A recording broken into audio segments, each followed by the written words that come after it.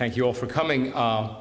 You know, Vancouver is the kind of place where I expect many of your speakers come to praise you. And it would be easy enough to spend an hour and a half speaking well of this city, particularly since I've come to know it. And not just the planning and the city physically, and its nature and its economy and its good luck to be in this part of the world, but the people. You know, the charrette I did have, the East Fraserlands charrette was one of the most pleasurable in terms of human interaction that I've ever had. It was the exact opposite of a California experience, where people are terrified of the future, essentially, and so everything is very scary and people are very suspicious. It's a very civilized place, and I look forward to working here again if I do.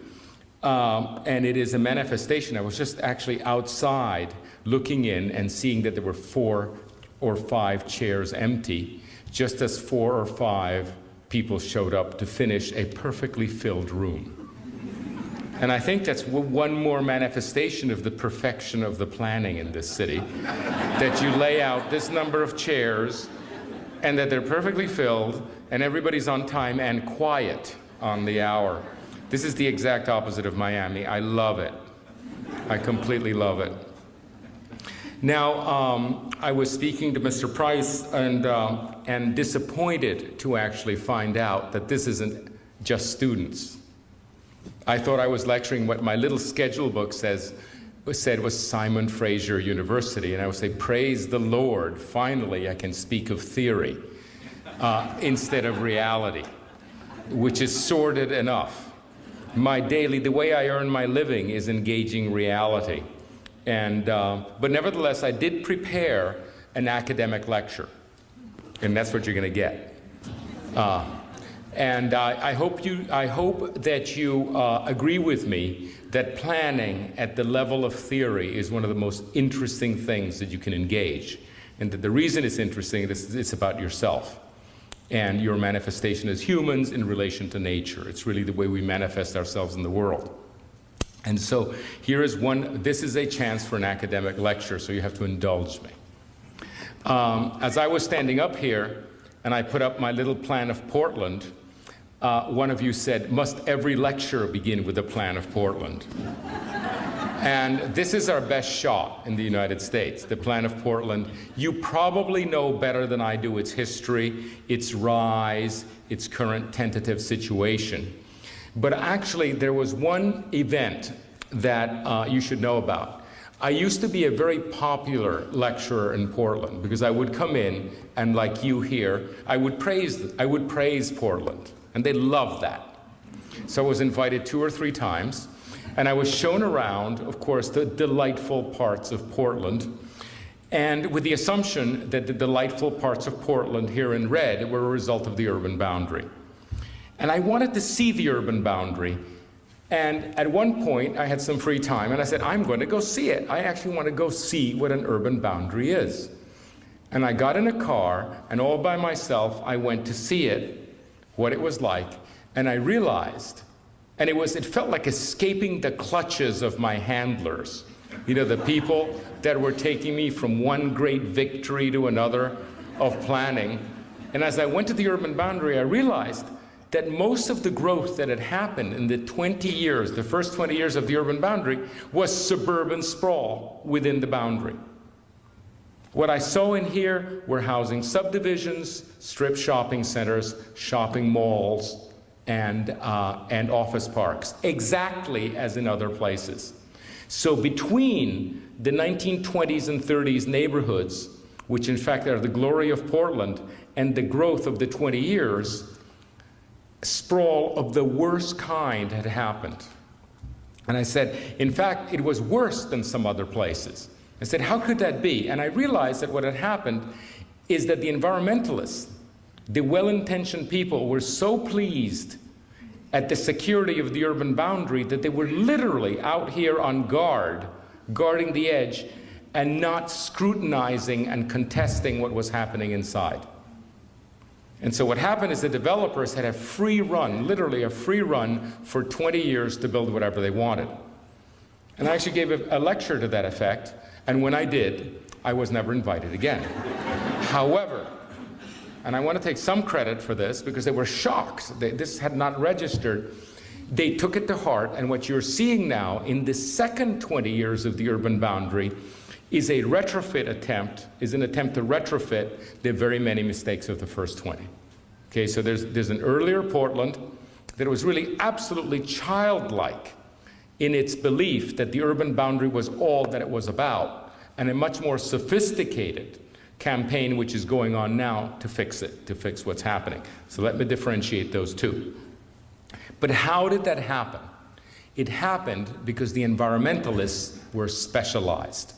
The environmentalists, which in our society stand for the best intentioned people, the guardians, the people who guard the future, the people who not only guard nature, but presumably the well-being of humans, were too specialized, and all they knew was nature, and they did not know how to assess urbanism.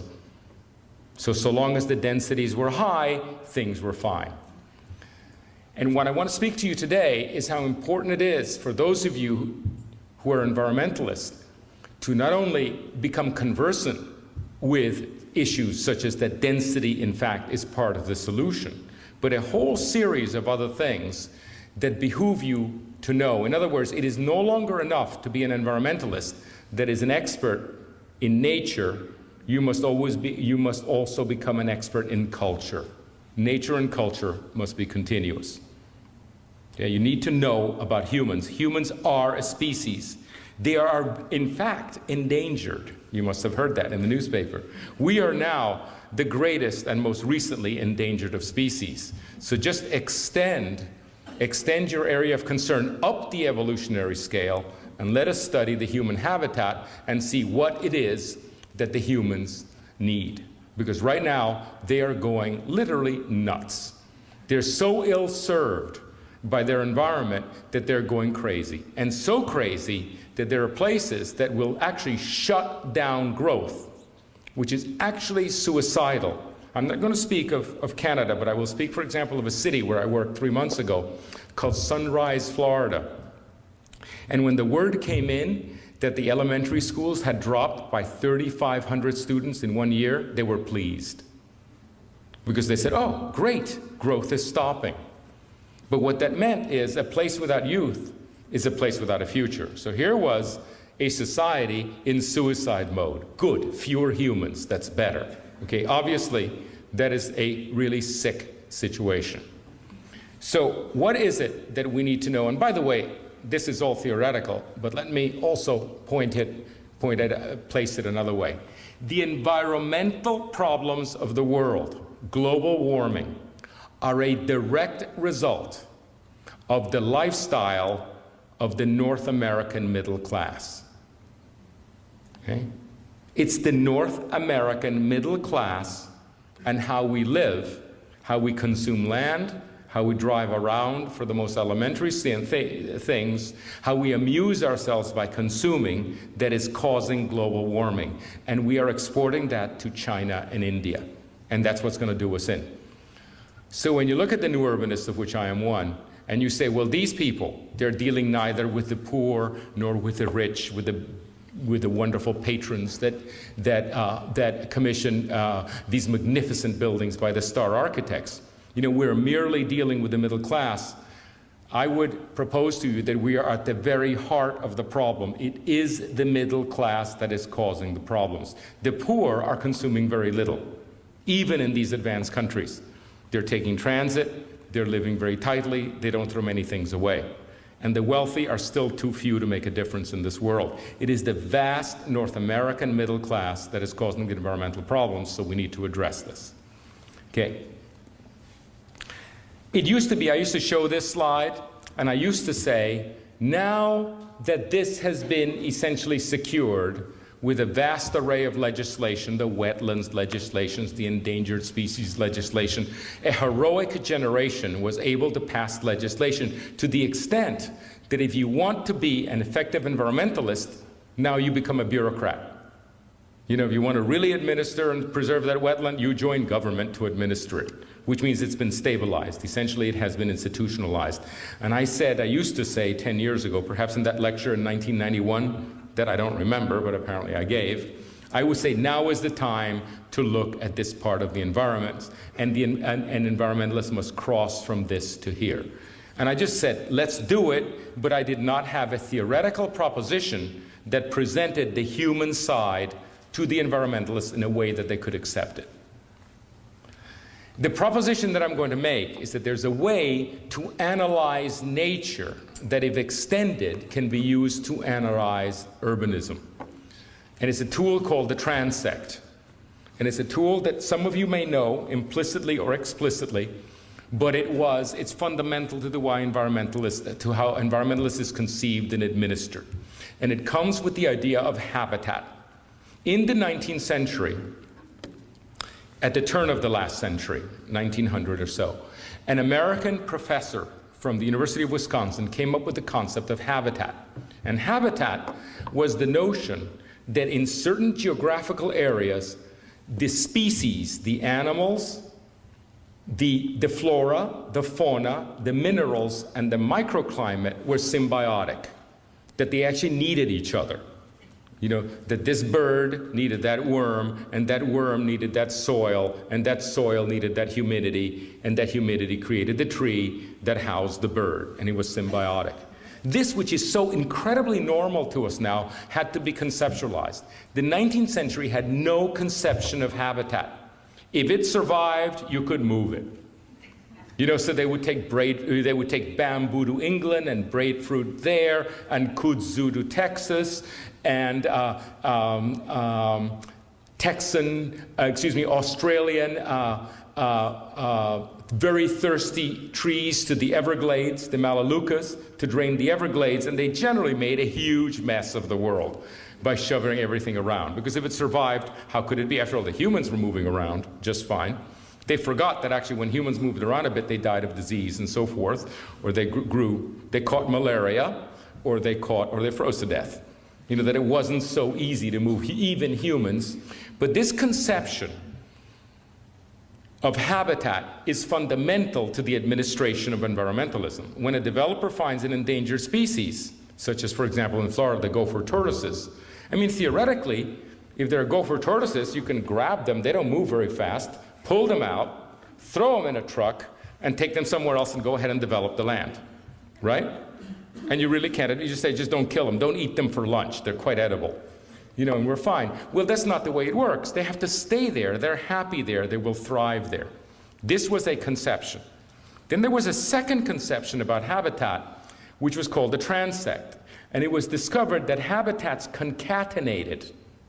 That the habitat here was actually related, let's say, this is a wetland, concatenated with an upland, with a marsh, concatenated with the high marsh, and I can't quite read it, but this is the herbal border, and then it says something else here, and then something else, and essentially what happens, you begin with the low wet areas, and you end up with the granite tops of mountains.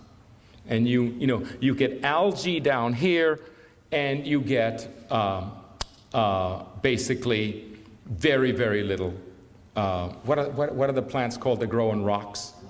Lichen. Okay, don't bring lichen to the beach, it doesn't work. And don't take algae up to the mountain, it doesn't work. But they both had a place.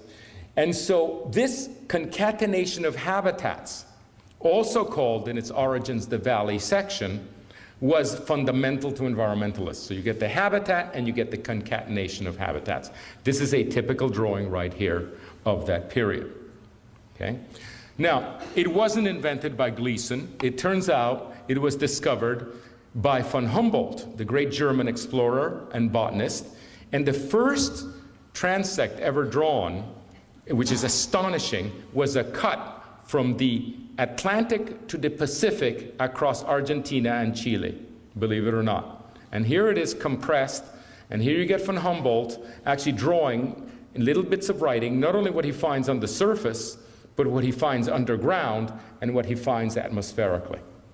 Okay, this is absolutely extraordinary. And what he did with this when he finished, he got on a boat and showed it to Thomas Jefferson, who he figured was the other guy that could understand it. This was the turn of the 18th century. And Thomas Jefferson had just written something called Notes on the State of Virginia, which spoke about the situation in Virginia, except he didn't have a diagram. So they got together and they had a chat.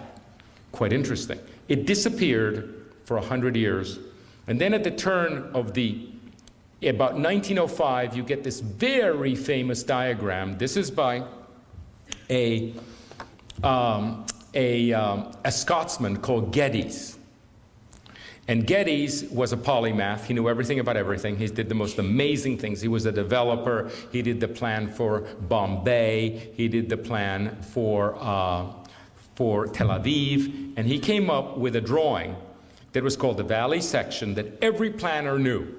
And it went from hilltop to water, and it showed each of the environments, right? You know, and here you see rocks, and here you see pine forest, and here you see woodland, and here you see crops, and here you see water. And what he did that was interesting, fascinating, is he tied it to human activity. Humboldt did not tie it to human activity. Geddes did. And here you see, for example, on the rocks there's a miner. In the forest there's a woodsman. In the woods there is, in the pine forest there's a woodsman, a hunter, a shepherd, a peasant, a gardener, and a fisher. This was all about exploitation, very 19th century. If you see it, if it moves, you kill it, right? If you see a rock, you break it up and mine it. You know, if you see a grassland, you bring the sheep over to eat it. The reason that this disappeared, and this diagram only disappeared from your textbooks in the 50s, was that it was so incredibly politically incorrect to, in fact, exploit nature. But what was interesting is that he concatenated natural activity and human activity. Okay? And what we, the new urbanists, did about, I would say it's getting on 15 years ago, as the second generation of new urbanism, we came up with a diagram that begins with nature, okay, which is nature, natural, rural, suburban, general urban, urban center, and urban core. And we have different degrees of nature. Of course, natural is nature intact. The rural is nature tampered, but essentially open space. Suburban, you know what it is, etc. And there was a concatenation. We began to conceptualize different degrees of the natural and different degrees of the urban in appropriate relationships. The degree of open space required, the types of trees, etc. And what I'm going to discuss today is this as a basis of thinking.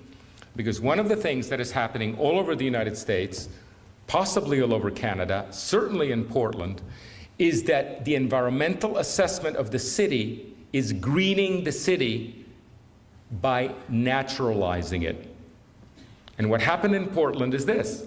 When Portland realized that many things had gone wrong and they became militant, and I remember I went to a meeting and there were people literally raising their fists and say, we will not stop till there's a woodland in every square and a trout stream or some kind of salmon stream by every road. And it was all about, you know, daylighting creeks and bringing nature into the city. Don't put trees all in a row in a monospecies, bring the grasses that are natural and so forth. And there is a very marked tendency now to create density, high density, without urbanism. And high density without urbanism actually doesn't work. People are miscued. And let me just give you an example that is absolutely almost a paradigmatic example. One of my friends lives in Portland where they woodlanded one of the woods, one of the squares. And you know what he says? I can't go in the morning because my dog is always picking up condoms. See the problem? There's nothing wrong with sex in nature, okay? Or let me put this, sex outdoors, so long as it's in nature. But a woodland in the square where people come in with their kids and dogs in the morning is not the place to do that. It's in the wrong place, okay? It's the wrong transect zone. You do not build a woodland which is subject to crime and outdoor sex in the middle of the city, okay? And that is just a paradigmatic example of getting the habitat wrong. It's like putting the wrong species in the habitat. You know, it's like bringing a kudzu to to Tennessee, where it literally eats up the hillsides. Okay, these are some of the diagrams that this is a typical transect diagram or transect drawing that shows the natural, the rural, the suburban, the general urban center. And I just show it really quickly so you can see the kind of drawings, how they're representative. You know, yes, you can have a dam. Yes, you can have a single house, you know, a kind of guardian house or a lodge in nature. This is suburban, which at its best, this is natural. Very little should and can be built there. The trails are controlled. This is rural, which means nature is no longer virgin. You know, it's tampered, it's handled, but nevertheless it's open space. This is suburban that can be done very well or very badly. And may I say that actually the Vancouver area does this very badly. You know, your urbanism is superb. Your high-density urbanism, your downtowns, this peninsula that we're in is among the best of the late 20th century cities. But what I see in terms of your older and even worse, your newer suburban single-family houses, no one has paid the least attention to how you make a decent suburbia. You know, it's almost like it's beneath contempt. It won't be there very long. And so what's happening, it's typical of the Portland experience. We're not dealing with that. And so it's absolutely miserable. It's grotesque. And you need to you need to pay attention to this, because a lot of people live in single-family houses and are going to continue to do so. And by the way, I pay attention. Your many magnificent architects here in Vancouver, really good architects. Of the houses that I saw today, about 1 in 400 were decent architecture. Not 1 in 100. I can't even grant you, I was literally counting.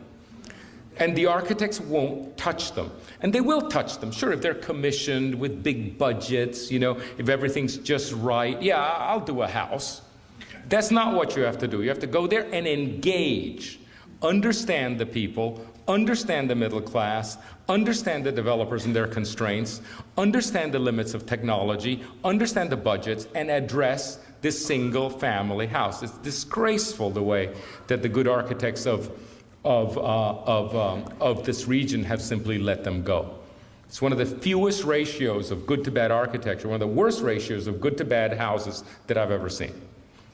So you get the rural, you get the general urban areas, which by the way are very nice. It's a higgledy-piggledy mix of townhouses, houses, small apartment buildings and so forth. You know, the bread and butter of the most exciting parts of the city are all mixed up, and that's the general urban. Suburban is monocultural, all single-family houses. This is general urban, side yard houses, townhouses, etc.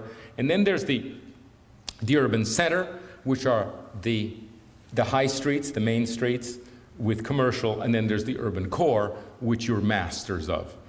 What you master are the corridors, which is T5, the urban center, and you're masters of the core, which are the high rises. And so we took these and we basically made them the new zoning categories of the new urbanist codes. And virtually everything we do now is not on the basis. Virtually every new urbanist, all, you know, the firms, not just our firm, but most of the firms code on the basis of transect. And I'm going to show you how everything comes up for observation. This is a taxonomic device that puts everything in order, from rural to urban, and it allows things to become symbiotic habitats. Every city has a transect. Every city. For example, this is Charleston. Excuse me, this is New Orleans. That has its particular T3, T4, T5, and T6. This is Washington, D.C., and this is San Francisco, okay? And if you were to begin thinking this way, you would have to do it for Vancouver. You know very, very well that you would not interchange a Chicago tower for a Vancouver tower, right? It's not the same. It's the character of the city. Or a New Orleans tower is not the same as a San Francisco tower. Nor are the single-family houses the same. They're readily identifiable. The kinds of houses that are built in New Orleans, Washington, and San Francisco. And I think one of the things that you architects might do collectively is actually study not just the style. In fact, that's kind of dopey, what the style is, and not just, you know, the iconic examples, but ask yourself, what in fact in these 4 urban zones is the essence of Vancouver, so that you can reinforce it and not basically slip into, inadvertently, into becoming another place. Especially the T6s and the T5s that were so hard won. And by the way, you need to test them, because you can also become a cliche. You know, your tall, thin, elegant, glassy towers, you know, which gives such a harmonious, they need to be questioned. And I had a very compelling meeting and dinner with your new planner, Todarian, that was absolutely fascinating. And I could have actually stood up here for an hour and discussed what we discussed at dinner. It's very interesting. So keep questioning, but also keep learning as to what it is, the character in each of the transect zones. Now, for example, this is a little example. When we do a project, this is in the eastern shore of Virginia, we always do drawings to understand the principle of the transect zones of the eastern shore of Virginia. We look at the sidewalks, we look at the height of the building, the materials, the awnings or not. This is a T5. And then we look at the T4 and see what it's made of, you know, the kind of sidewalk, the kind of buildings. And then, of course, we look at the T3s. We usually begin by doing diagrams to say this is the essence of the place. And, you know, photographing isn't enough. You have to draw it. And once you draw it and you show it to the people in a public process, they trust you. Oh, if you were able to draw it, then it's a kind of warrant that you can understand it. And so this is a typical one of our analytical drawings. And in case it is important that the essence not be American, which seems to be very important these days, you can always look at our star country, you know, the impeccable, saintly Sweden. Which the architects always love, the pacifists love, the environmentalists love. Sweden is the touchstone of a place well run. The new Code of Stockholm is transect based. What they basically did is they said, we have these 19th century, 18th and 19th century areas that are beginning to get towers. And it's actually incompatible. Everything is becoming like every other place. And so they have a new code that says when you work in this area, you have to pick up the typologies of that area and the syntax of that area. You know, the window to wall area. And when you work in the 19th century area, that's the typology, the perimeter block. And when you work in the modernist 1920s, teens and 20s, you work that way. And when you work in the 30s, you work that way. And what basically, it's an architecture not of its time, but of its place. And this is something that you must remember. One of the fundamental decisions you should make is, should the architecture always be of its time, or should the architecture be of its place? You know, it would be very, very wrong, it seems to me, in your beautiful modern downtown to build a postmodernist building or a traditional building. That would be an architecture that's not of its place. But this is the discussion. And let me show. Paris has decided to have Paris and Rome, by code, have decided to have an architecture of place. You know, the traditional 19th century Rome of Haussmann is virtually intact. If you want to build a high-rise out of glass, fine, we love you, the French adore, but do it in La Défense. The only modernist buildings that are actually allowed in the old fabric are the civic buildings. And I totally agree with this. Civic buildings must be fully expressive of the artistic inclinations of the architect. They must be fully expressive of the aspirations of the institution, etc. I understand that. Civic buildings must not be coded. When you get a Gary, you don't code Gary. You know, you let them go. But Paris has decided, now London and Rome is exactly the same way. Rome is absolutely intact in its syntax, and then you cross a line, and you're in Renaissance Rome with impeccably. And then somehow you cross a line, and you're in 19th century Rome. And then you cross another line, and everything around you is 1920s Rome.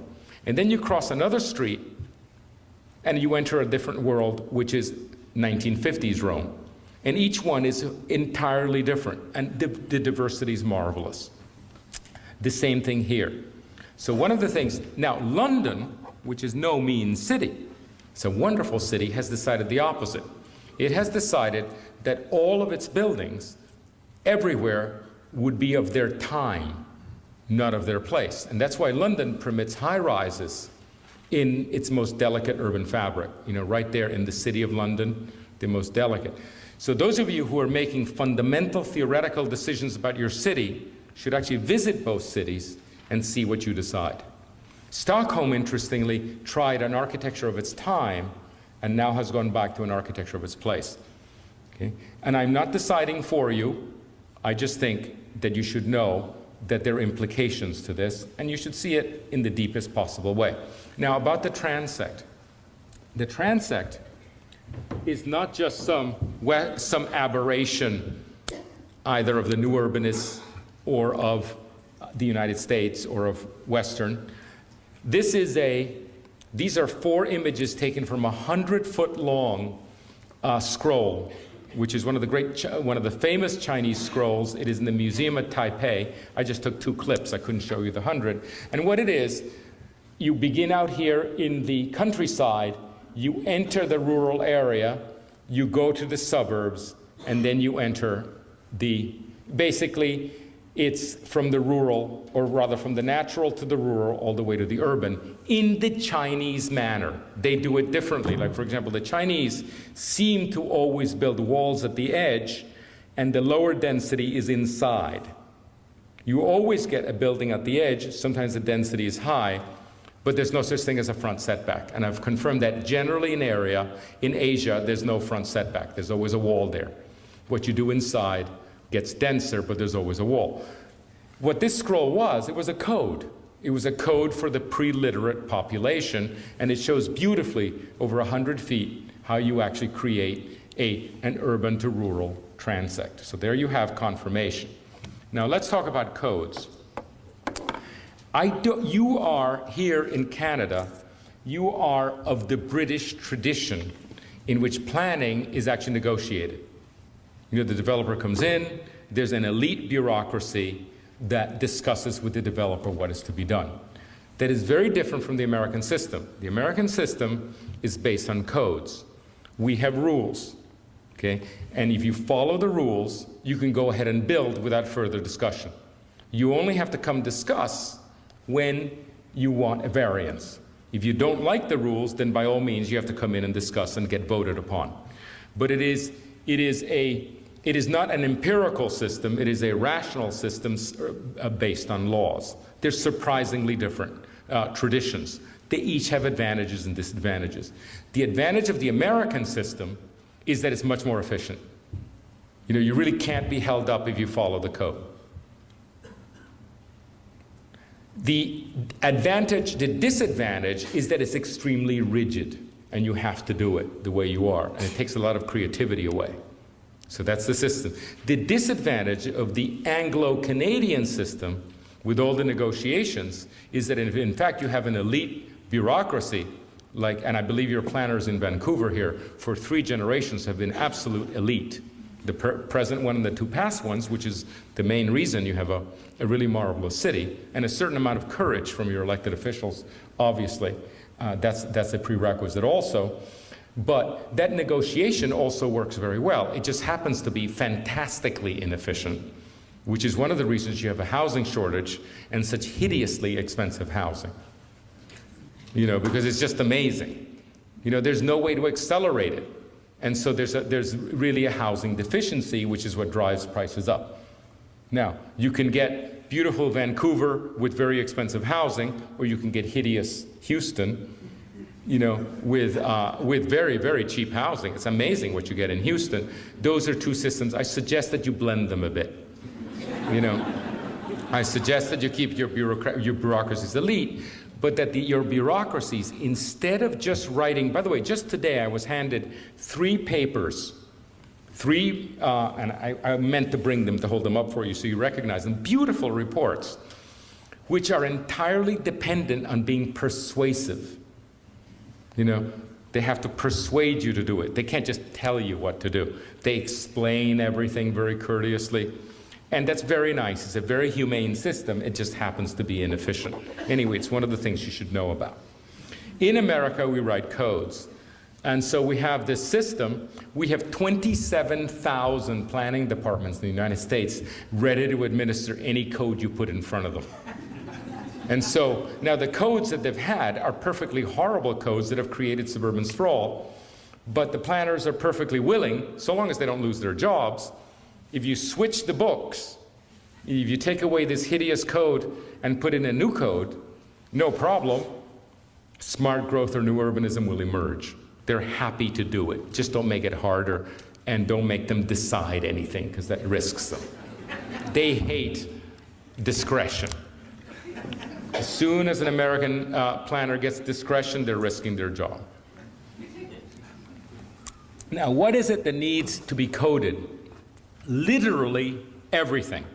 Everything from the tree to the street lights, to the curbs, to the drainage, to the quality of the concrete, everything needs to be coded.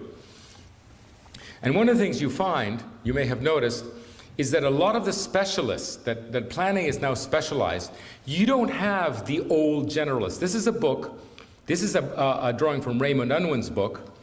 Notice how he draws not only the road, but the landscaping and the house, the buildings in 3 dimensions.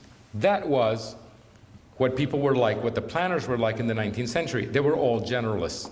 You cannot tell that Raymond Unwin was an architect, because he was just as good with plants and with civil engineering. You can't tell that John Nolan was a landscape architect. You can't tell that Harlan Bartholomew was an engineer, because all of them knew everything about everything. And that's what made the cities great. In the post-war period, people became specialized. The traffic engineers only know how to make roads, and they will happily ream out towns, right? The architects only know about architecture. Don't constrain me. Don't constrain me. I need the full liberty to do my object. I only know about architecture. The landscape architects, don't ask them to respond to the architecture. They're doing their own thing. Completely independent of either the road, and the traffic engineers are putting the roads through, quite independent of whether there are houses there, trees there, people there, dogs there. They just know the traffic. Everybody's a specialist. And by the way, the environmentalists only care about the green, but I've already made that case. What is destroying our cities is that everybody is a specialist. And so you end up with a city that's a cartoon. A cartoon. You know, you get the road painted a single color, the green painted bright green, the commercial painted bright red, the residential painted bright yellow. And by the way, the developers are really complicit in this.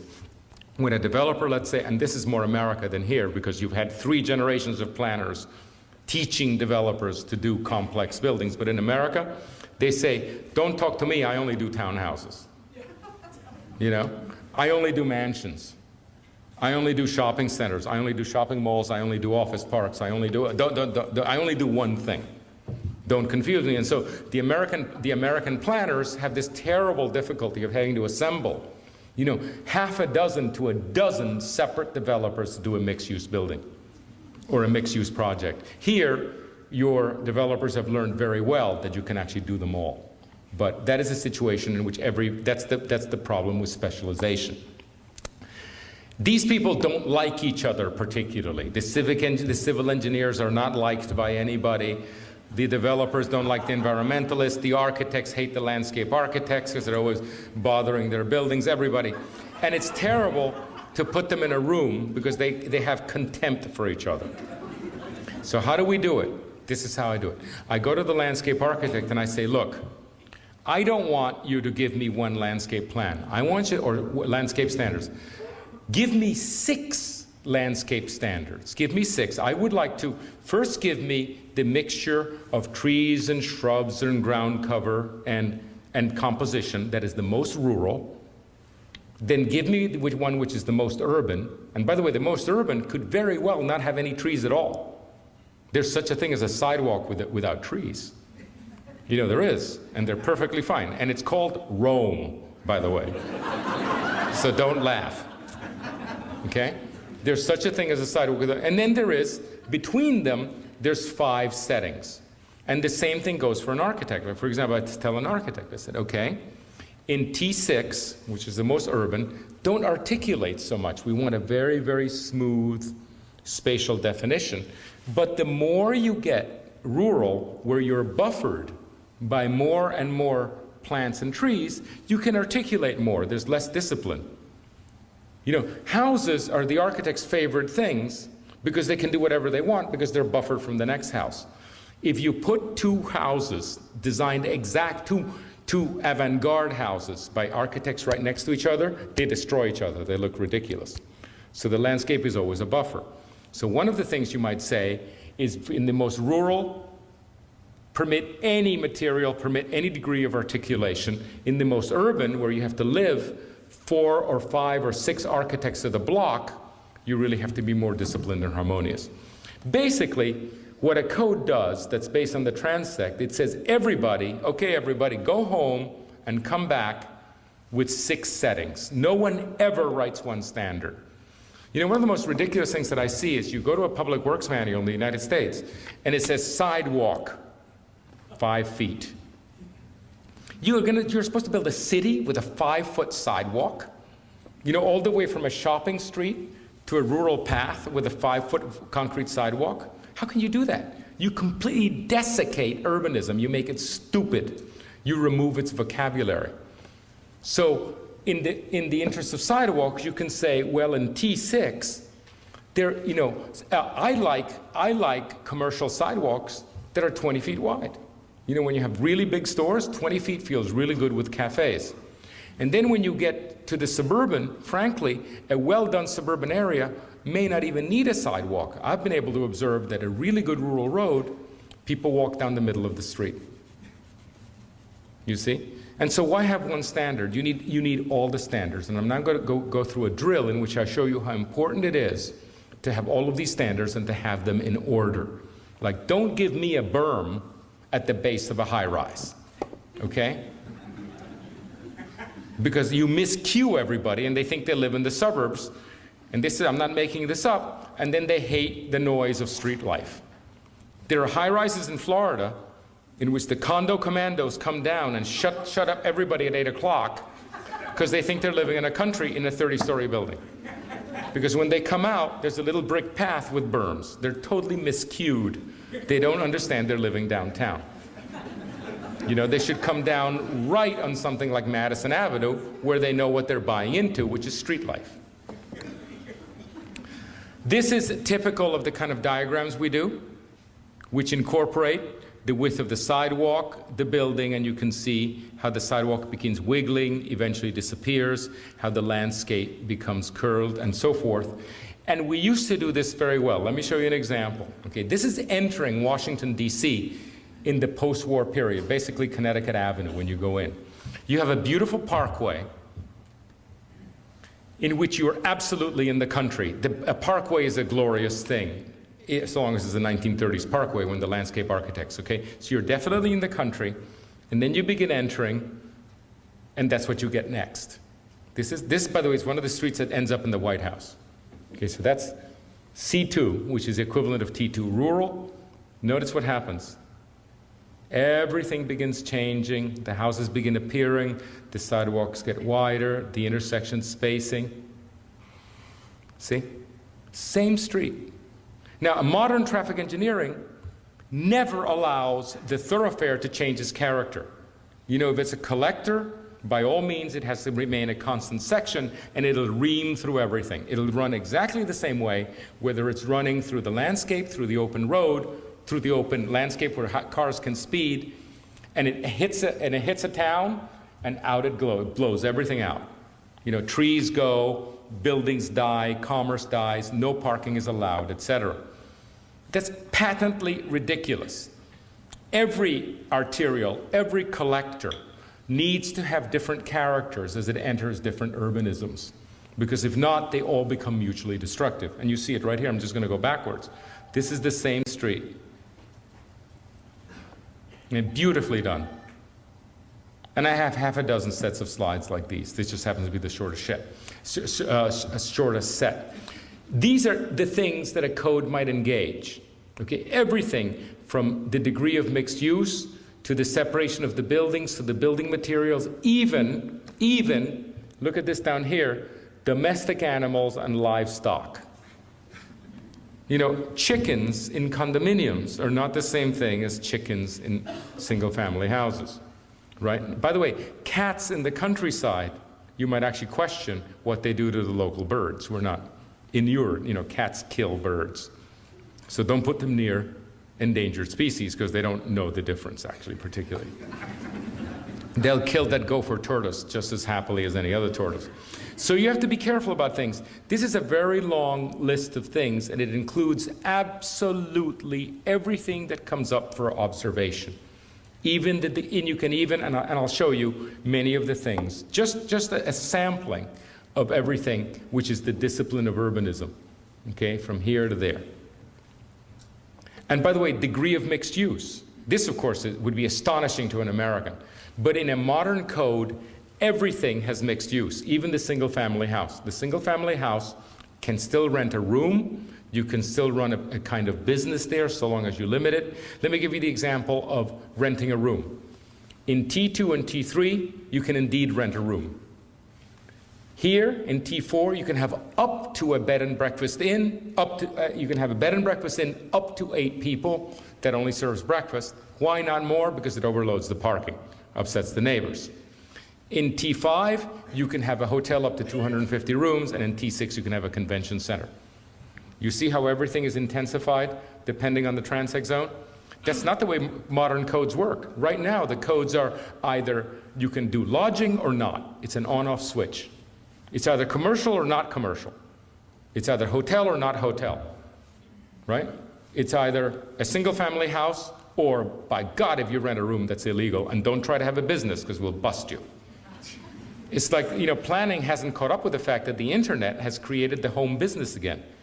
You know, that is the great transcendental effect of the internet, is that people can work at home. Now, over here, you can't have a client, and you can't have a sign much bigger than, you know, an address board. Over here, you can have a limited number of clients and so forth. But this can be defined, but there's no such thing as a single setting. Every one of the transect zones is about complexity. This is a summary of one of our codes that shows everything that comes up for observation here, and it shows how it runs in each transect zone. That is an entire code. What's missing is the language that activates it. Trees, for example. Trees have different shapes. Trees have different performances. There is a tree, for example, that was planted in downtown Fort Worth, which is perfect. It's a perfect tree. It loves, but you know what? The birds love it. And so they shit on all the cars. And so no one parks. Okay, now, that should be in the code. I'm talking about something completely humanist, like that tree, which you would write here, I don't know what the species is, don't do that in urbanism. You know, and then there are other trees that break up the concrete, and other trees that can't take root pressure, and other trees that if you put them in T6, the branches will bang into the signs and upset the merchants. You know, and right now, how are trees selected? By landscape architects or others who do it? Oh, decoration. They're like decorators. Oh, what a nice, I love that tree. I simply adore that shrub. You know, because there's no criteria. Everybody has become a decorator. Everybody has become a pseudo-artist because there is no criteria for designing things. You know, and all they know is, well, not only do I adore it, but it won't die. And that's the two criteria for establishing landscaping. You see? A problem that makes the cities completely incoherent. Now, that doesn't mean you might not get a masterpiece. You know, there's half a dozen landscape architects in this continent that are absolute masters of doing whatever they want and pulling it off. But a code is not about genius. Okay? You do not test a code with a genius. You test a code with an incompetent. And in fact, you test the code with a rather energetic and confident incompetent. Which is why, by the way, which is why I love second-year architecture school students. We always test our code because they're full of confidence and know virtually nothing. So they're perfect lab rats for codes. Here's a tree in the wrong place. It's been breaking up the sidewalk for 100 years. There's also a difference between the urban and the rural. This is called a passage, and it is urban. This is called a path, and it is rural. Notice that this is gravel. Notice that it's curvilinear. Notice that this is hard packed. Notice that it's stone. Criteria, elemental criteria. Why should we even bother to write this down? Do you know why? Because when you hand over to an American landscape architect, this is the only thing that ever comes out. Do you think they're going to be paid for drawing a straight line of a single material? That's sub-specialized. And not only is the architect, not only does the landscape architect not think this is worth it, neither does the client. Why should I pay you to do a straight line, of concrete? You know why? Because this is urban and it's called a passage, and this is what's used to come from the back to the front, and this is the way it looks. And not everything has to look like this because you end up ruralizing the town center. And there is a difference between a park and a plaza. Lo and behold, there are actually paved areas that can be beautiful. By the way, in our codes, every parking lot has to be designed as a plaza. When you design a parking lot as a parking lot, it's horrible when cars are there, and it's still horrible when cars are gone. When you design a parking lot as a plaza, it's not so horrible when cars are there, and it's perfectly delightful when cars are gone. Do you realize that every square in Europe is also a parking lot? But you don't think of it as a parking lot, you think of it as a square. And you pull up your little table, and the cafe is right next to the parked car, and it's not that it's unpleasant or not, it's just that you don't look like a loser. You've been in a plaza in Europe, you've seen many plazas in Europe in which the cafe is right next to the car. You are a Roman. Okay, you pull out your little table in front of an American parking lot and you are a loser. You are like when did this person emigrate? Yesterday?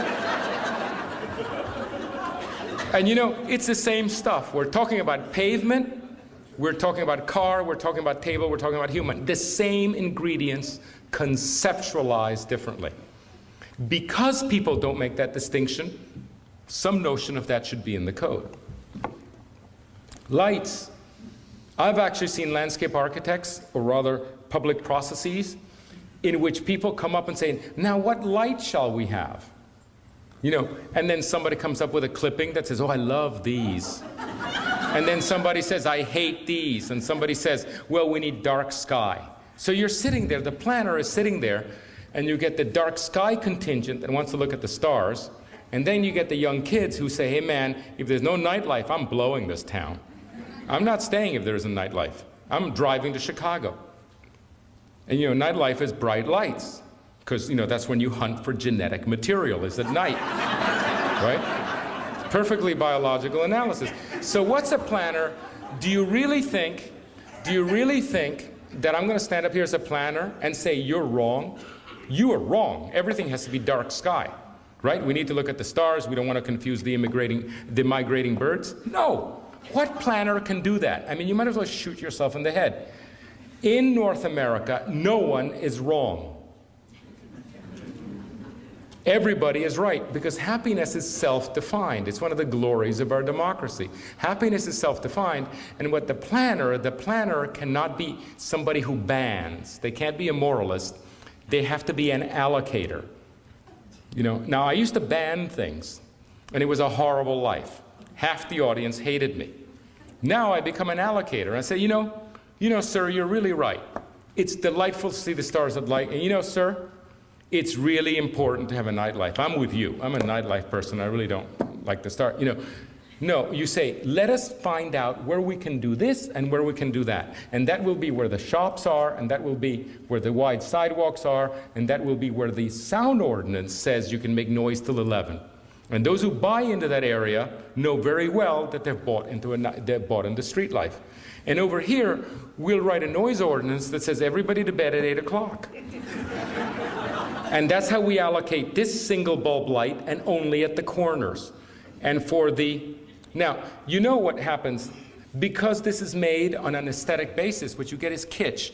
There are suburban subdivisions that have lights for reasons of pretension, that were actually designed for Washington, D.C. on the main axis. I'm not making this up. This is a Washington, D.C. light, for Pennsylvania Avenue. And you can go to subdivisions in Maryland that have them. And then you also find very delicate places that have cobra heads. In fact, this morning I saw an alley in one of your, in somewhere, and there was a cobra head on an alley just blowing everybody's retina out. And all the things. Well, it's not that this is intrinsically wrong. This is perfect for highways. Just don't bring it into, into the urban areas. And so it goes. You begin putting the world in order. So you code that. And by the way, this, of course, in every city would have the specification of each light. This is the most beautiful thing I've seen. Williamsburg, Virginia is a small American town, basically reconstructed in the 1930s with Rockefeller money. And it's an old high street town that's only 4 blocks, a total of 4, maybe 5 blocks wide. And it is completely delightful, completely fascinating. By the way, it's a place you visit. It's also a place where real people live. I took these pictures within 3 blocks of each other. In the rural edge, there was this fence, which is obviously for cattle, right? And as I walk, and both these fences were in T1. These are logs that are split with an axe and just held together by gravity, right? Obviously very rural. And then as you go in, here you get the same logs, but this time they're notched in and they form a more formal pattern. And then over here, the logs have been taken to the mill, right? And they're all nailed this time. And over here, they've been to the mill and they're actually painted. And over here, they've actually gone to the lathe and they've been turned, much more urban. And then you get brick, and then you finally get wrought iron. Wrought iron would look idiotic here. But do you know how much of this kind of kitsch happens downtown? Every little drugstore parking lot that wants to ingratiate itself with the planning department in the United States offers 3 rocks, 2 shrubs, and a fence. And you go to American downtowns where this kitsch appears. Now, there's nothing wrong with this in the right place. Half the problem with kitsch, which is to say bad taste, vulgarity, is not intrinsically the material, it's the material in the wrong place. Now, there's a tendency now among architects, and it's pure fashion, to bring lumber downtown. Like the latest is to bring sort of very expensive clapboardy stuff on high rises. Let's just bring wood downtown. And many, many architects, by the way, only have a single style. They will build in the manner of myself, whether I build downtown or in the country. And you find, here's an example of the problem with that. I was once taken to a little town in Florida, that was having a crisis, an absolute crisis, because actually, let me give you another example. Because I remember the names. In Birmingham, Michigan, was another town that was having a crisis. I went to see the crisis. A little bank had been built in a cute main street that was a glass box. And it was only 2 stories tall, and it was on the sidewalk. It was entered from the sidewalk. The parking was in the back. It was perfect urbanism. And the neighbors were literally in terror of what was happening to their town, because it was a glass office building in a small town, Main Street. These very same people, when they go to downtown Chicago, love the Mies van der Rohe building, which is exactly the same syntax. They love glass and steel skyscrapers, but they hated that little bank. Why? Wrong transect zone. Now, one of the things that an architect might do, particularly the more accomplished among you, who've got it figured out, okay, I know how to build my way and it's elegant, etc. Give yourself the discipline in your declining years of developing an urban and a rural mode. Give yourself that challenge. Like, how would I, with my design skills, build in the country in such a way that the people of the country will love it, and build in the city in such a way that the people in the city will love it? Because the problem with modern architecture is that it doesn't have a transect. Probably the only advantage of traditional architecture is not that it has ornament, it's that it has a transect. The architects generally, the traditional architects, the pre-modern architects in the country build in the country manner. They don't build a barn downtown, and they don't build, stone villas in the countryside. Some do, but it is not particularly the way to do it. Let me be fair. Every generation of architects has violated the transect. But often it looks like kitsch. It's simply bad taste. It's only when you address the transect that it works. Let me give you an example. This is a highway in the United States built in the 30s that the people love enough to have a preservation ordinance. This highway, the Connecticut Turnpike, has a preservation ordinance. People love it. And among the things they love are these bridges. Why do they love that bridge? Because it's a rural bridge. It looks perfect in the countryside. These very same people would love the bridges in the Loop in downtown Chicago that are made out of steel, right? Because it's the correct transect syntax. And this is a house that I vacationed in a few years in France. It was a house designed in 1950 by an architect trained in 1900. And it was the most peaceful house I have ever been in. And it was just a box, a peasant box. And there was something so right about it. And I realized that the transect, which is a fractal, by the way, the transect can work at the level of the region. It can also work at the level of the house. The house, as you approach it, the same stone took 4 degrees of finish. As you were out in the vineyards, there were boulders in their raw state. As you approached the house, the same stones were roughly cut like this, right? And built in with little growies. And then as the steps approached the house were like this. And then when you got into the terrace, it was polished. And when you went indoors, it was highly polished. The same stone in 4 transect settings. Let me give you, and that's incredibly sophisticated, incredibly peaceful. There's an architect we have called Antoine Prédoc.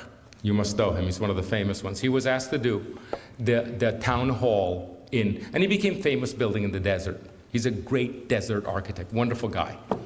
And he was asked to build the town hall of Austin, Texas, which you can go visit. What he did is he built a building made out of rough cut stone, boulders literally, with a waterfall and grasses. If you get near that building with a jacket and you happen to rub against it, you tear your jacket. He built a rural building downtown. It looks perfectly idiotic. Now, of course, nobody who paid for it thinks that. They just think it's merely ugly, okay? Or they think it's funny, but they give it nicknames. But the problem with it is he built a rural building downtown. He broke. It was a flagrant transect violation, and that's why it doesn't look right. It's just simply a discipline. It's a syntactic discipline that this architect doesn't have. He just thinks it's inspiration. And he had discovered Austin stone. He came in from the desert, says, Austin stone. I adore Austin stone. Of course, I wouldn't want to polish it. It's too beautiful straight from the quarry. So he builds a pile of rocks in the middle of downtown Austin and makes a fool of himself. Another thing that you can do, by the way, and this is how I treat a friend.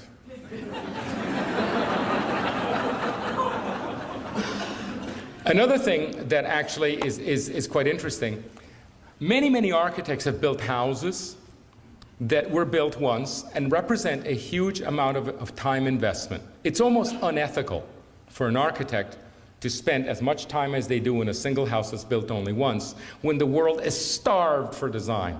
Starved for design. You know that little Chinese restaurant out there? Or Asian restaurant, beautifully designed? There's more design in that restaurant than in 4 square miles of suburban Vancouver that I saw today. You get these incredibly skillful people allocating on very small projects. Every time I see a house, and I saw 2 very beautiful modern houses downtown, I said, wow, I'd love to be able to buy that plan. Now, I can't afford, the $100,000 it took to commission it, but that plan is sitting in some architect's drawer, and that architect owns that drawing, and that drawing should become available. And one of the things that I'd like to see is architects to pull out built and unbuilt projects that they have in their drawers and make them available. And the way that we propose to make them available is to create plan books like these and actually assign them with transect zones here. You see that little code there? That code tells you the width of the lot. Right here, it tells you the transect zone. it tells you the climatic region, etc. It even tells you the market segment. Like this house is for, it's a starter house, for example. If this were put in a computer, hundreds of marvelous and perhaps not so marvelous houses would become immediately available and pre-approved by the code. Anything that has received that designation is simply pre-approved for that transect zone. Because one of the things that's important about the 21st century, ladies and gentlemen, one of the things about modernity that is unassailable is it involves large numbers. It's all about large numbers. It's not about abstraction, it's about large numbers. Huge funds, very great speeds, enormous growth, like the growth you're going to undertake. And I've seen the reports. In the next 40 years, this is going to double in size in 40 years, this city. We're not talking about the last 40. It's not going to be like the last 40. It's all about efficiency. How do you maintain quality with efficiency? And this, among the things that is very important that you're going to have to confront, is that every project can't take 4 years to permit. Every building can't be tailor-made. You can't go for permits every time you want to build a house. You can't have 50 inspections to build it right. You won't keep up. You'll choke and die. You'll wither and die. People will go elsewhere. People are already saying, I love Vancouver, talented people, but I can't come here. Companies recruit young, talented people, and they can't come to Vancouver because they can't afford the housing. And you know who's at fault? The inefficiency of the system, because there's no theory that allows anything to happen quickly in this city. You've got the excellence. You've got the excellence down. Perfect, wonderful way to spend the last 30 years to achieve excellence. Do you know what's next? It's not excellence. It's quantity. How do you do excellence? That's the challenge for Vancouver. That's what's in the books. How do you do excellence in quantity? And I would say that pre-permitting certain buildings, particularly their design. By the way, another thing that's possible, there are tons of young architects here full of talent that in fact can't connect with clients yet. They don't know how to do it. But what if they design buildings and put them into this system that could be downloaded by developers and sold? By the way, I'm thinking about selling plans for $10,000, which at one level, you can't do the plan originally, but you sell 10 of those and you can live for a year. And you can live very well as a student. You might even be able to pay your tuition. So what this does is this empowers young talent. Everything, all these little film clips that the young people are doing, have you noticed the architects aren't doing that? The architects are not projecting themselves into the internet trade. The filmmakers are, everybody else is, but the architects, no. I have to be commissioned the old way. I need to be paid properly with Come on, get on with the 21st century. Connect to this. And then there's just simple tragedies. Okay, here, this is an engineer whose book calculates this. This is downtown Fort Myers. That is designed for a highway. His public works manual only has one setting, the highway, and furthermore, it's all about perfection. Exactly 2 seconds after the last raindrop falls, this road will be dry, lest the tires get wet. The little tires. Okay? There's a gold plating, and so this is one kind of just simple comical idiocy, but this is tragic. These are people desperately trying to live in the country. They've bought themselves country houses. Right? They've bought themselves large lots. They've paid by living a great distance out, and the Public Works Manual does not permit the creating of a rural road. That is exactly the same standard as used in downtown Chicago. Exactly the same drainage, exactly the same height of curb, everything.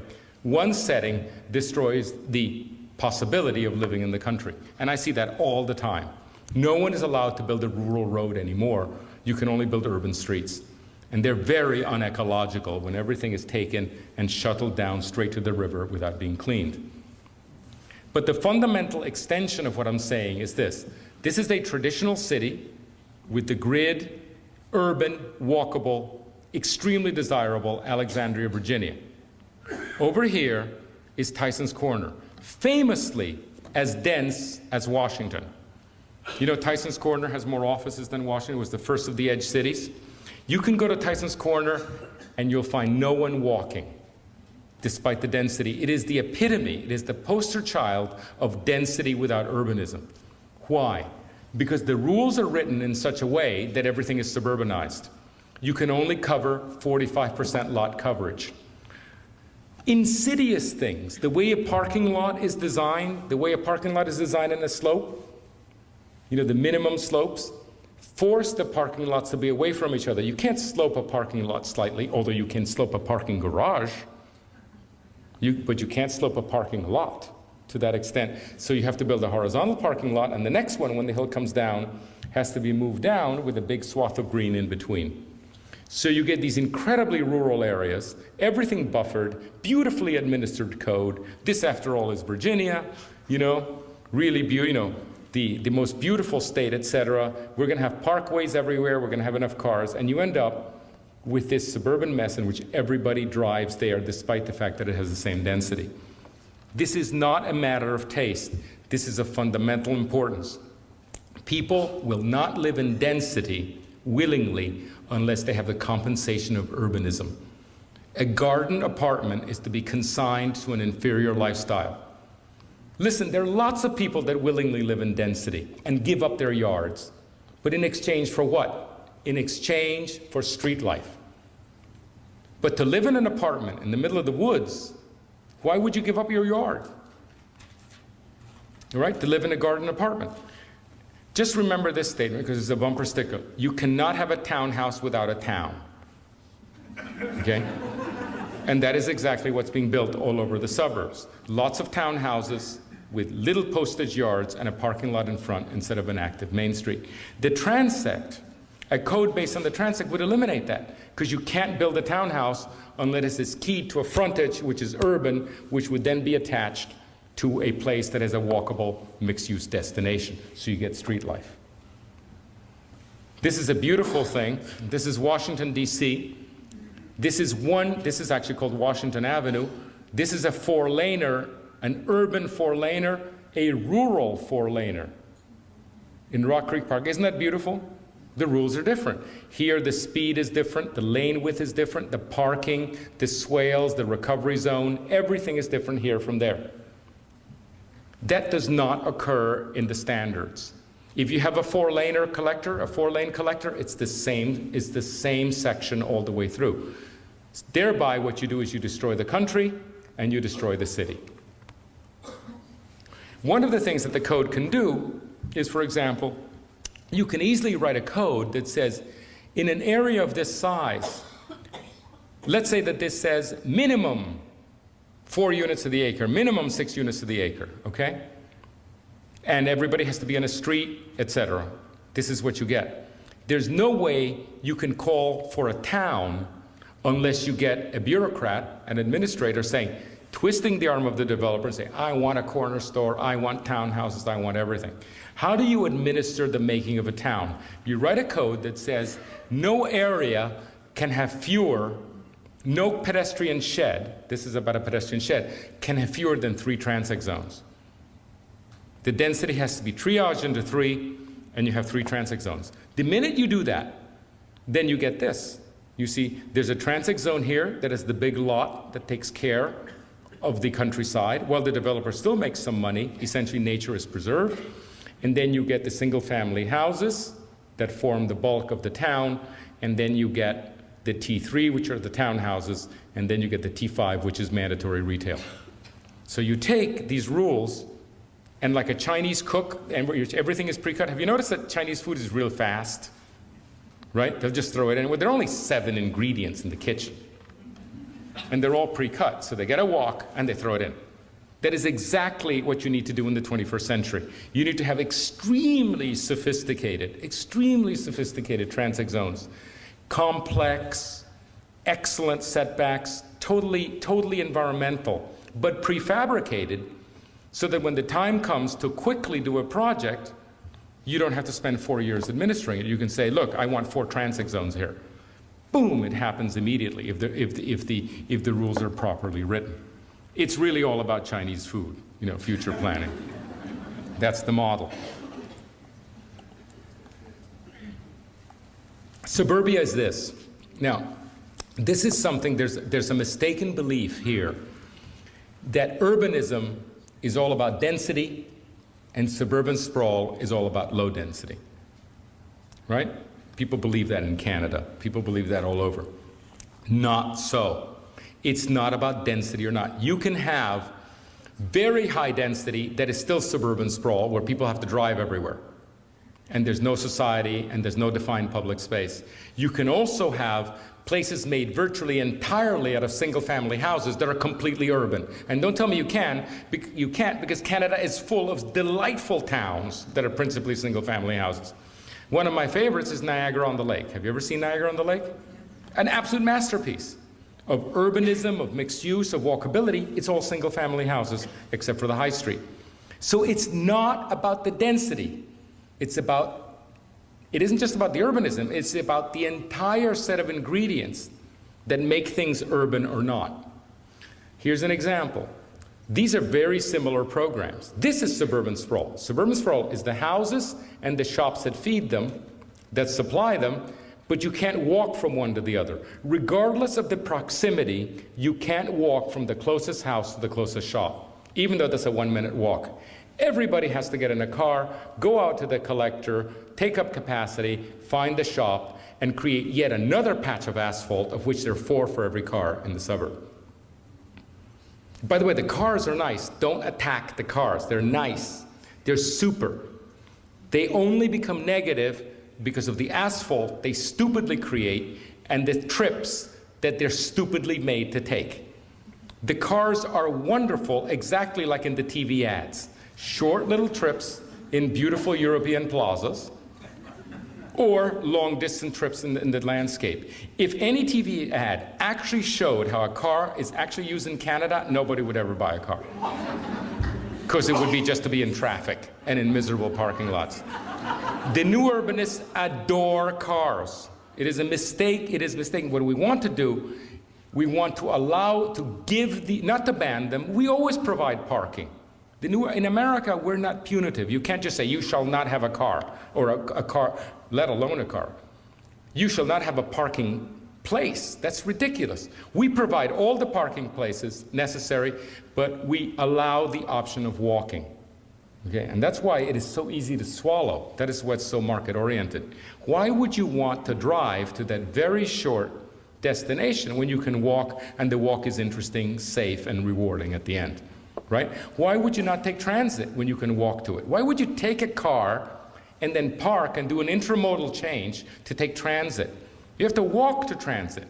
You can't drive to transit. Once people get in the car, they tend to continue driving, right? All of these things are well known. In the suburb, everybody drives. Now here in the city, look at this, and I want to now make an analogy. People say that there's choice here. There is no choice in the suburbs. If you think there's choice because one house is bigger and has a 3-car garage, and one house is smaller and doesn't have a garage, or one's a townhouse, that is not choice. You're simply getting a smaller or bigger house. Because everybody in the suburbs lives exactly the same way, which is to say in isolation, because you drive everywhere for everything. That is the characteristic of the suburbs. You can make a place of houses that is not suburban, that is urban, because you have the choice of walking, and transit works. Niagara by the Lake, and I'm sure you have towns like that. Now, this is a town. It's a northern, it could be in Canada. Let me show you how it works and the true diversity of living. Here, people who are young can find housing above the store. Why? Because it's cheap. The real estate has been, this is like a strip shopping center, right? It's just like this, but instead of wasting the top, you build housing which is affordable. And you know who likes to live there? The young, because that's where the action is. As I said, you know, where the action is where the genetic material is, and it's their job to sample it. To widen, the principal reason we send kids to college, I believe. And let's say you successfully mate and you have offspring. You have cubs. You can move to the middle distance here, where it's nice to live in a little house, a starter house, with a little yard, probably for the dogs, because I don't think kids are particularly interested in yards. They're interested in wheels and pavement. And the kid, at about age 6, can walk to a whole world. They don't need to be driven by their moms. And I've seen this. If you don't think this is true, go to Kentlands, which is our biggest project with 7,000 units. The kids walk everywhere all the time. The mothers tell their kids, see you tonight. And they have little charge accounts at the stores, etc. Little kids walking everywhere because it's traffic calm, there's lots to do. They go to the movies. I mean, I could tell you stories. It's wonderful to watch. So you go to the middle distance when you're a young family. As you get older, most people manage to accumulate some wealth, and they reward themselves by buying more stuff. And they buy more stuff to need a bigger house. They also like bigger lots. It's how capitalism rewards you, is you can buy more stuff. Otherwise, you don't like your job so much.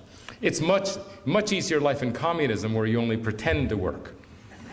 It's in capitalism, you work hard, but you get to buy stuff. So you get to live at the edge of the town in T3, where you live in isolation. Then as you get older, you say, you know, Martha, let's not go out to dinner tonight. I don't like driving so much. And you stop driving at night, and you stop driving when it snows, and you stop driving when it's cold, and then you drive only when you take right turns. You no longer take left turns.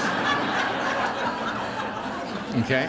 And then finally you say, oh, I shouldn't be driving anymore.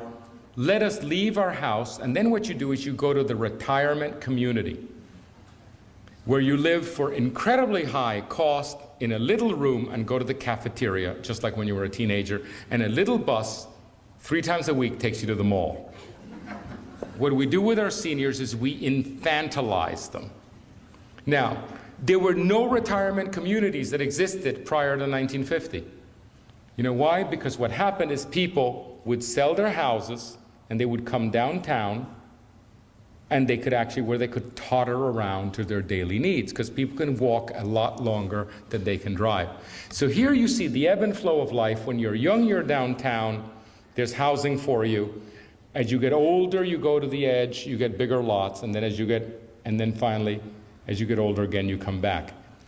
So you have the ebb and flow, you have the full transect on a lifetime basis, but this is also what's beautiful about small towns. And I love small towns, because small towns give you both the urban experience and the rural experience daily, not just in your lifetime.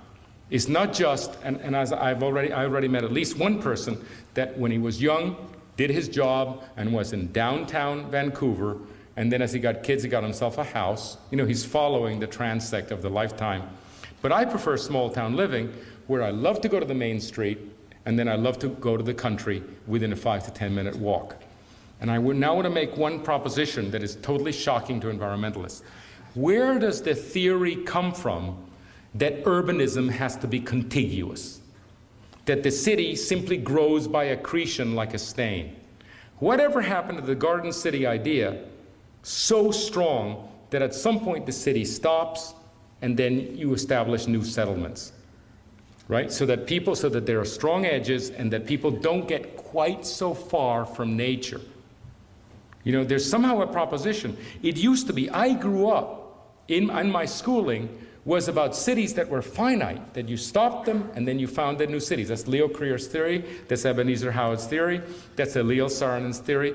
And then suddenly I turn around and the environmentalists have gotten themselves, probably because of Portland, in some kind of funk that everything has to be within the urban boundary, and then the ink blot just keeps growing. I think that even that model should actually be questioned. And somebody asked me, speak about the urban edge. And I think the urban edge should not even be something that you reluctantly expand, like Portland or like Miami. We continually, very reluctantly expand our urban edge. But 1 200-acre project at a time, and the nature is so far from my house in Miami that literally I haven't seen it in 10 years. I have never been to the edge of Miami. I can't remember, it's been 10 years. It just got so far that I never go. So I would urge you to rethink this standard of the immediate agglomeration, immediately adjacent to the city. It's got some positive effects, but it has some negative ones. Animal corridors, just make the distance large enough that you can actually be in nature, that when you are in that green belt, you're not in urbanism, and that whatever environmental issues are happening, whatever species they're walking through or trying to breed, they too try to breed, that they're actually far enough away that it can actually succeed, so that you don't get captured habitats. Now, once you establish, one of the great confusions is because our transect diagram is in order from rural to urban, everybody thinks that towns have to be like egg yolks, like fried eggs, right? With the center high and then feathering down into nature. That's just the diagram. Once you establish the zoning codes, every element, by the way, remember I'm talking about lights, landscaping, setbacks, densities, uses, curbs, everything. Everything in each of these is prepackaged. You can actually put them in radical juxtaposition. You can put T3 next to T6. You can put T5 next to T2. In other words, you can have radical juxtapositions that are very exciting. Look at how exciting that is. You know why Central Park is the most exciting park in America? Why? Olmsted did 200 of them. 200 parks. Some of them even more skillful than Central Park. What's exciting about Central Park is you have T6 in super adjacency to T2. And it's fantastic. Now, you go to Kentucky, or you go to New Orleans, and they'll say, we have an even larger Olmsted Park. By the way, why hasn't anyone noticed? Because next to the Kentucky Park are houses. You don't get anybody can see a house. You know, a house next to a park, hey, what's so memorable about that? It's okay, but it's only these radical juxtapositions. One of the most exciting things you can do. You see, what I'm speaking about here is developing a vocabulary in which the planner can actually do masterful, radical things. Let me show you this example. This is my friend Javier Seneca Celaya doing his utopia. And what he did, Javier is an architect in Bilbao, and he says, what I would really like to do on the chassis, this is the chassis of Paris. This is the Ile de la Cité and the Ile Saint-Louis. So he took the chassis of Paris, and he said, Paris is too homogeneous for me. What I would like to do is I would like to live in San Francisco, have dinner in Paris, and go to the theater in Manhattan. You know, you see that thing? You can code that with incredible precision. You have the vision, you have the will, you have the tools. Now, I think this is a little Disney World-ish, but it shows you what, in fact, you can do. You can work with that precision if you actually have tools that's refined. One other aspect that I think is very important and very much to the point of what's happening here in Vancouver, there's a densification program occurring. This city, in many of its reports, not just one, is slated to densify. How is that going to be done gracefully, and why are people so terrified? The people in the single-family neighborhoods are terrified. They're terrified that they're going to lose value. They're terrified of their neighbor, of the house becoming a quadruplex or a sixplex or a motel. God knows what horrible things can happen. You know why they're terrified? Because they have reason to be terrified.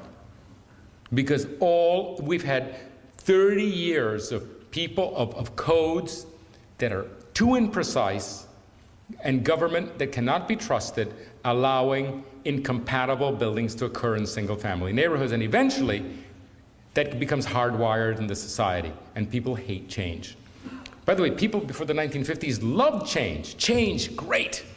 Get me the future, I can't wait. Now most people are terrified of the future. California is so against growth because they've seen the future and they don't like it. But it all has to do with bad planning. When a new project goes in, all they do is lose open space.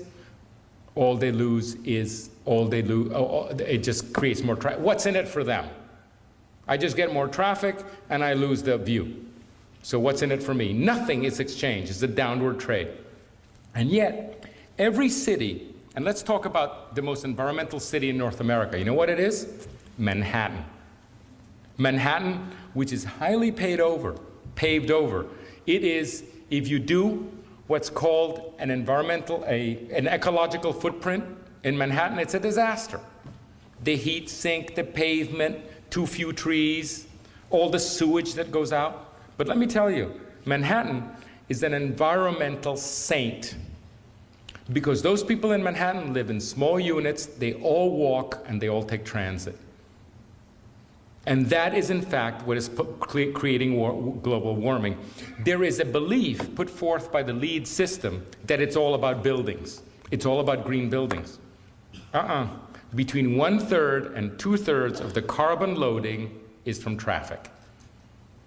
And LEED, the certification agency, has discovered that, and now they have LEED ND.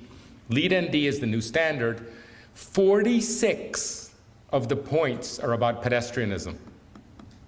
And what's going to happen is that is essentially going to replace the LEED ND for buildings. It basically folds in the green building into the larger context.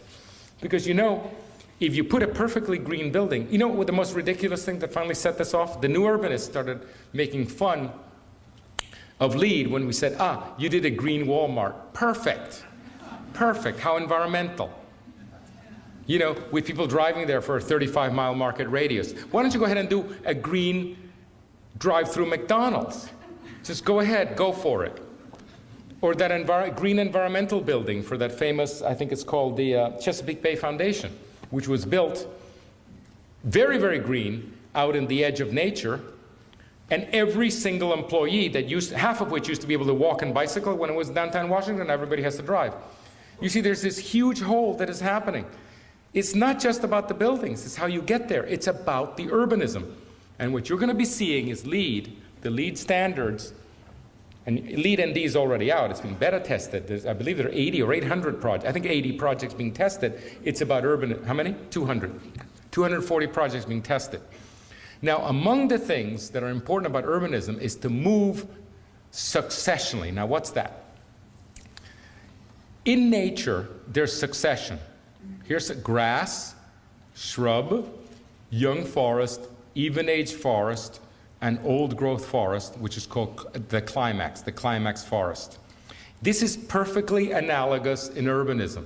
In urbanism, let's take Manhattan. If you look at a series of lithographs of Manhattan over the century, the original Manhattan, the Dutch Manhattan, was exactly like a current Latin American shantytown.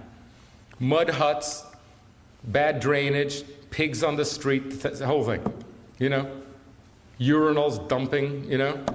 Night soil to the street, just like Latin America, possibly worse. And exactly the same layout that had the shacks got brick houses.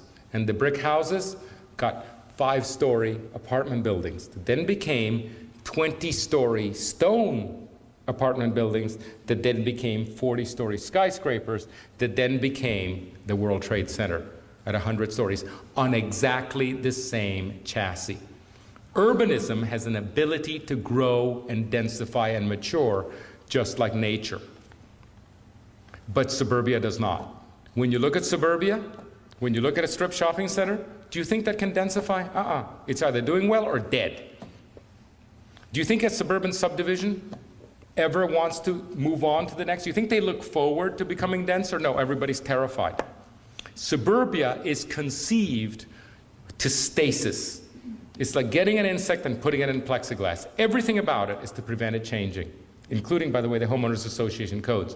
And that's why this city cannot densify except with the greatest difficulty, because it wasn't coded properly to be successional. And by the way, something about old-growth forest that's so interesting. That old-growth forest is climax. Remember I called it? You know when climax is? Climax is when you decide that the city has reached a peak of perfection that you want to put a preservation order on it. For example, the 100 blocks of the Art Deco district in Miami Beach, you know, the 100 blocks of the New Orleans French Quarter, no one wants to keep, that shouldn't be successional. Charleston shouldn't be successional. It's set. But you should not have a preservation order when you haven't matured. That's like as you grow older, only having short pants and sneakers. You know, at some point, the city has to get a good suit. And you see lots of cities, and I'll not name names because it's a little bit insulting, in the suburbs of Vancouver, that if left up to them, they would become elderly teenagers. Or let's put senior citizens dressed like teenagers, which is a pathetic look. Completely pathetic, because they're unable to mature. Now, what's interesting, by the way, this is very interesting. You know what this is? This is Sacramento. Sacramento, California, the capital of California. Unfortunately, this was clipped by the PowerPoint, but what it says here, it says Sacramento, it's about 1878, and it says Sacramento, California, becoming a city. No, I'm sorry. What it says is the city of Sacramento, California. The city. Now look at it. Look at it. You know what that is? Those are pigs. You know what that is there? That's a mud hole. You know what these are? Shacks without sewers. But do you think these people said the shanty town of Sacramento, California? No, they said the city of Sacramento, California, because everybody in this continent came over here knowing that the original city was going to gracefully molt and become great, and they all wanted to become great. And it's suburbia that doesn't. What I would suggest that you do, look at this. These are the transect zones. T1, T2, T3, T4, T5, T6. You can see the maturing of the city, right? This is in the countryside, the farmhouses, the suburban houses, etc. You can see that happening. It shows you how sophisticated the transect is. It's not only spatial. This could be a series of cross-sections as you enter the city.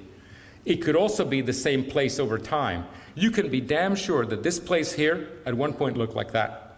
Right? And that this one looked like that one.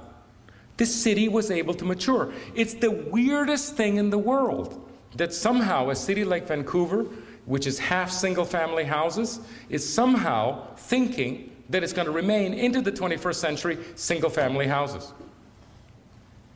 I ask you, okay, what planet are you from? Don't you pick up the paper? Do you see what's happening? And yet there's this graceless, really dumbed down discussion about whether things are going to happen or not. The minute you overlay a transect conceptualization on the issue, it stops being your house, my house, etc. What you do is you design a place where you move automatically every 15 or 20 years or 30 years into the next transect zone.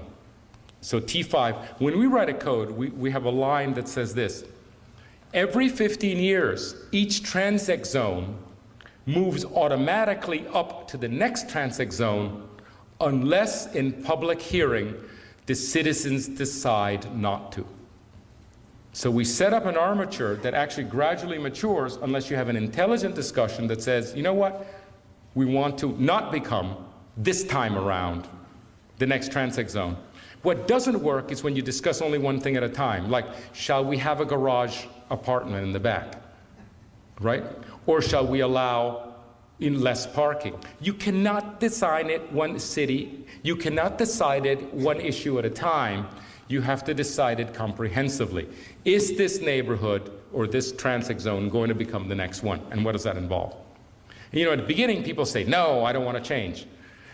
And then something begins happening. I've done this. I did this in Birmingham, Michigan. I said, let's have a discussion, not about your house, but in general principles. What would happen if, for example, you were allowed to actually run a home business? And at first people say no, and then they say, you know what? I'm already running a home business. Wouldn't it be nice to actually do it legally? Maybe I can do a little addition. Maybe I can do it. Oh, you want to do an addition in your house? Well, what if we reduce the 45% lot coverage and we increase that to 75% lot coverage? Boy, that would be convenient, right? And then they say, well, would you like to have a garage apartment? No garage apartments. You know something? You know, my teenage kid, I really don't want him in the house. He's back from college. And then people begin thinking and say, you know, this is not such a bad idea. It's under control, it's predictable, everybody's getting, it's not about just leaping onto the next. You know, it isn't just leaping next, suddenly into 5-story buildings and apartments next to you. It's gradually moving up to the next transect zone. And you know what I found, which was astounding, is that every time I've done it, everybody wants to move to the next transect zone.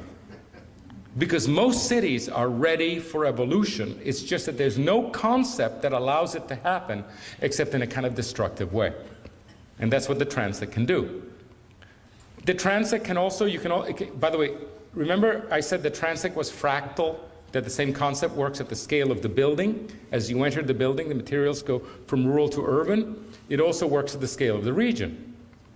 For example, this is your downtown. This is the peninsula we're in. This is the rest of Vancouver.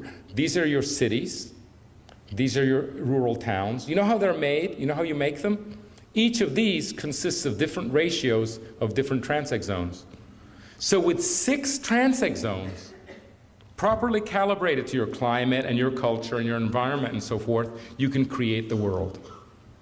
It isn't very complicated. Each of these is intrinsically complex, intrinsically sophisticated, intrinsically everything that's in your books that says, we want a diversity of houses, we want walkability. Each of these transect zones, in fact, has that built in. All you have to do to create a small town is to have a percentage of T2, T3, and T4.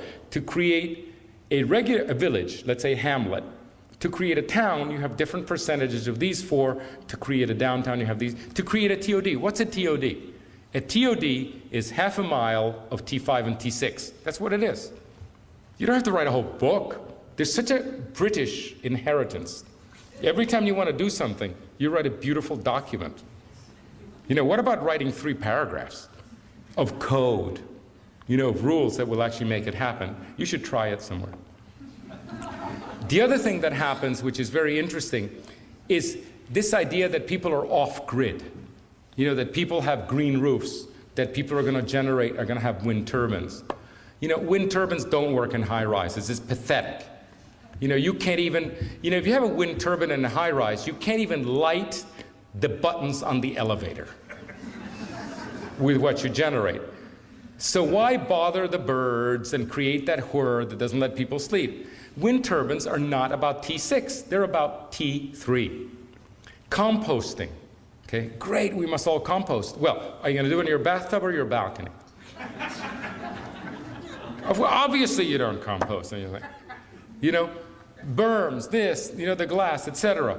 Basically, every environmental issue, and there's probably an even dozen, each has its own transect zone. They make sense different ways. You know, from composting to recycling. You know, sometimes you really shouldn't have 3 garbage cans. You don't need to do that. It drives everybody crazy. It drives you crazy in the kitchen. It drives the poor trash man crazy too, right? Because they're already handling a 30-story building. I mean, already they're geniuses just to pick up the trash in T6. The smartest people I know are the trash men in New York. You know what it is? To actually, all of this is degrees of off-grid. Okay? Look at this. This is composting. On-site organic processing, self-drop collecting systems, optional competitive collection, mandatory curbside collection, centralized composting systems, smaller regional composting, on-site processing, reuse centers, recycling, all of these things. The encyclopedia of recycling. It's not absolute. If you write a single rule, you're going to crash, you're going to have opposition, it's going to take you 6 years to put it through the city council, all for the absence of a transect. Because once you say, well, this only has to happen in T1 and this only in T6, hey, there's no problem. And that goes also with chickens and eggs and cats and dogs and paint and everything. This is the great concept. This is what goes to show you why environmentalism as currently constituted is actually has been intellectually corrupted. By only having nature as a tool, it continually creates a misanalysis. Let's look at this. Okay, this is from T1 nature to T6 urban core. Conventional environmental analysis, which is about permeability, which is about not having heat reflectivity, which is about the ability to grow your own food as closely as possible. Okay? As you go denser, the environmental performance gets lower. Okay? The environmental performance gets lower. If all you have is a hammer, you treat everything like a nail. If all you have as environmentalists is nature, right, you treat everything by greening it, by ruralizing it. And therefore, the misanalysis is that while nature is a very high performer, unfortunately, suburbia is a higher performer than the urban core. There is the person who invented the ecological footprint a man called Beatley, did an analysis of London that presented London as an ecological disaster. How could London, or let's say Manhattan, be an ecological disaster? How can a place like Times Square that has exactly 4 trees, but nevertheless attracts 10 million visitors a year, how can that be an ecological disaster when those 10 million visitors are in Manhattan instead of in Yellowstone bothering the bears? You see how you continually misanalyze the situation? You cannot have a conceptualization of environmentalism in which suburbia rates higher than the urban core. And yet that is the way the codes are written. The minute you put a creek underground, has anybody asked yourself, have you asked yourself how many creeks are underneath, are in pipes in this peninsula? Have you asked? You know what I estimate? 50 to 100 creeks in pipes. Okay? A disaster. Oh my God, the creeks are in pipes. We're supposed to stay 90 feet away from them. You know what this would be like with 90-foot setbacks? Every street would be clipped. You'd have no connectivity. The density would be 100th what it is.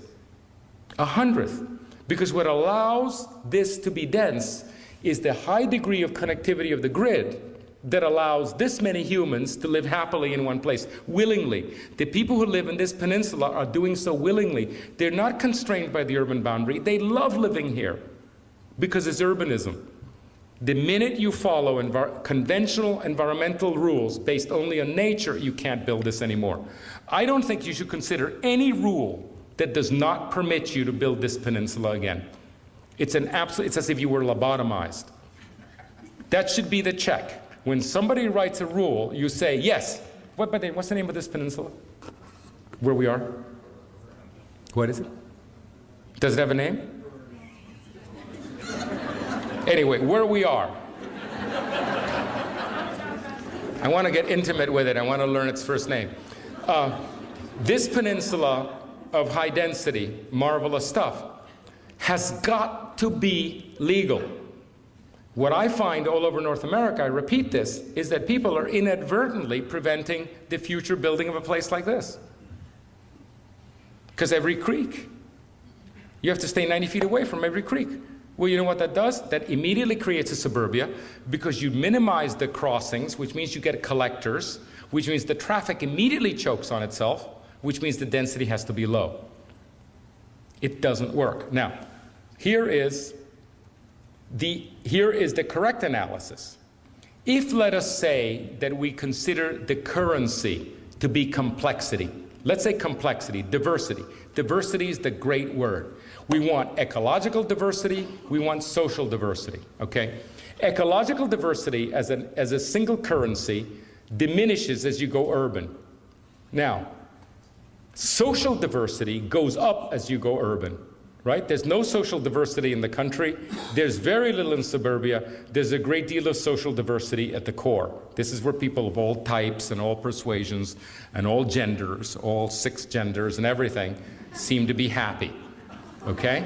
There's a lot of diversity in the core. Lots of languages, lots of restaurants. Diversity is good. If we mix social and ecological diversity and natural diversity together, if we mix them both, in other words, we unify nature and society, if we understand that man is not the adversary of nature, but in fact part of nature, and you measure human diversity, then the diagram corrects itself immediately. It's excellent at T1, which is nature. It drops in suburbia, where there's neither natural nor social diversity, and then it rises again in the core, where there's very little natural diversity, but a great deal of social diversity. You immediately correct the diagram.